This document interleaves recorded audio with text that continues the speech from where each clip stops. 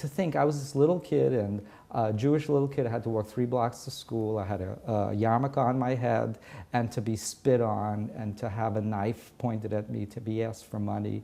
It was something that, it was unbelievable for me.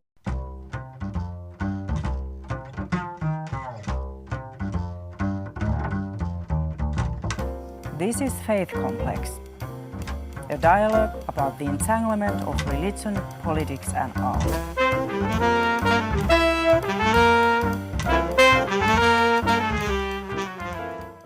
Hello, my name is Jacques Verlirlau of Georgetown University, and you're watching Faith Complex. Joining us today is Mr. Martin Lemelman, author of the recent graphic memoir, 2 Cents Plain, My Brooklyn Boyhood. Mr. Lemelman, welcome to Faith Complex. I'm happy to be here. In the Brooklyn of my youth in the 70s, there was a store called Chadish, which I think is the last living link to your father's candy store. And Chadish was very, very similar. You got your egg cream, your cherry Coke. And then there was this back room, the mysterious back room. Your book takes us into those back rooms. That was a place where my father stored the cardboard boxes with the schaira, the merchandise. And they were filled with toys and candy, etc. And even now, 50 years later, if I smell cardboard, it brings me back to the back rooms of Teddy's candy store. Now, we learn in 2 Cents Plain that your father actually wrote a letter to Joseph Stalin and actually got a response? This was coming to the end of the war, and he told me he wrote a letter to Stalin asking to go back to the town of Rajaville where he came from to see if there was anybody left of his family. And he said Stalin wrote back to him and let him out. Now, they weren't letting people out of the Russian army. They were in there. But he got out and he walked to his hometown, and that's why he loves Stalin, because possibly he let him the go. only Jewish person that Stalin let out of Russia alive. I guess so. Yeah. I guess so. And so he loved Stalin from then, I think. Now, the thematics of the book darken considerably when you discuss your father. You describe life with him as a funeral almost every week, with Daddy as master of ceremonies. Well, in America, he wanted to be successful, but he always felt like he was a stranger in a strange land. He really couldn't adapt. He felt comfortable in Europe. He had land in Europe, and here in America, in the candy store, he didn't feel like he was successful. And in addition, during the war, he became an alcoholic, and so he drank a lot. And that he would sit at a table or sit with his cigarette and with his vodka, and he would just rant and rave. And it was very painful as a child to listen to this, and he would say, "Why are we here with cockroaches? We could have been with cows." One of your uncles in 2 Cents Plain says, "To go through the fire we went through," meaning the Holocaust, "and to be a normal person, there is not a generation that can do it." I think your text really deals with the second generation, the children of the survivors. Can that generation be normal? Can we be normal, the children of survivors? Well, first of all, sitting in a studio for 4 years and drawing and writing, is that normal? But I think going back when I was a child and I had a problem, I knew that I couldn't rely on my mother, to go to my mother to ask her for help. Because I knew that if I hurt myself and wanted to be comforted by her, I would end up having to comfort her.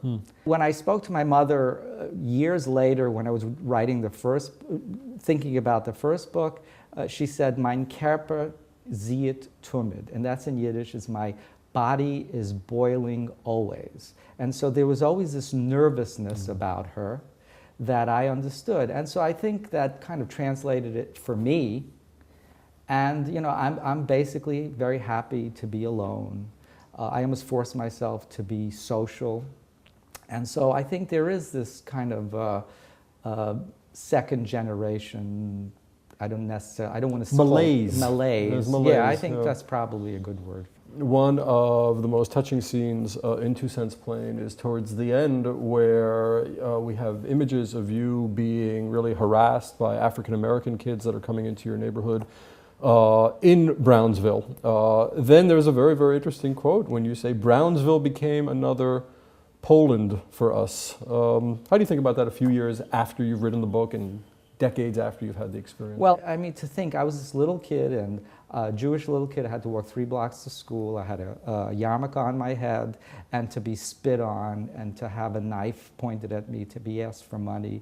It was something that it was unbelievable for me, and it was absolutely unbelievable for my parents, who came to America to start a new life in a free country, and here things that this anti-Semitism is happening again.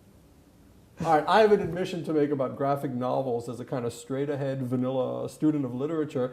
I don't think I know how to read graphic novels. I'm always looking at the text, not the images. What do you do with people like me? The text and the art are wedded together. They bring the narrative forward. It's different than writing, but if you think, do you close your eyes when you watch a movie? I mean, do you just listen to the dialogue? You need both to work, and I think in graphic novels and memoirs, and in mine, I have to talk about mine, it's really important to look at the pictures.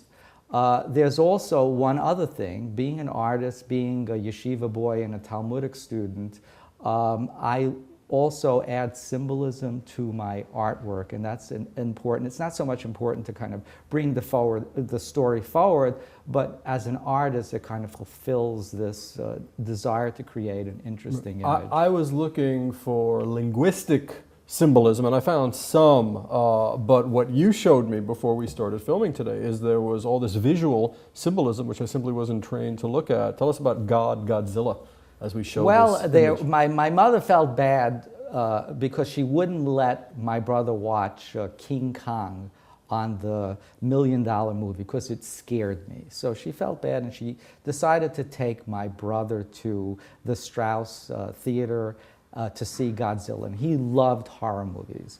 But if you look at the picture, on the marquee, you can only see the word. They're going to this horror movie, this monster movie called God, because the rest of the word is hidden by a sign, a traffic sign. My brother's going to see his horror movie, but then my mother has her issues, and she's going to see her horror movie. Many of the images are really visually stunning. I like your shots of the aging process, the triptych of your dad and then of your mom. Tell us about those images. Well, I think that goes along with the symbolism of my art, and the whole book is about cycle of life. And so those drawings, and I have a drawing of myself aging and my brother aging, and it's the cycle of life, but it's also symbolic of 2 Cents Plain, Brooklyn, because it's also the cycle of how the neighborhood changed as well. And so I think that to me was very important.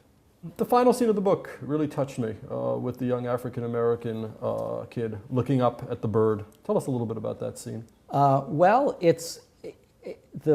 I was kind of ending the book, but I didn't have an ending. And so in September of 2009, I decided that I would go back to the old neighborhood. I went back a few times before, and I saw the shell of the store, and I saw destruction there. But I decided to go in September, and I went there, and my store was gone. It was erased. We moved later on in the 60s to this apartment building, and that was gone. And so I thought, was this a dream? And then I went to 448 Howard Avenue, which was where my store was, and I saw this little Afro-American boy, and I thought, you know what? I had my story, there's a cycle of life, and I went to Brooklyn and I grew up there, and I thought, well, you know what kind of experience will he have? Maybe in 50 years he's going to be writing his story about 448 Howard Avenue. We've been speaking with Martin Lemelman, author of 2 Cents Plain, a book as chock full of delights and treats as his father's candy counter back in old Brooklyn. Mr. Lemelman, thank you so much for coming out today. Thank you for having me. It really was a lot of fun. Thank you. Thank you. I enjoyed it.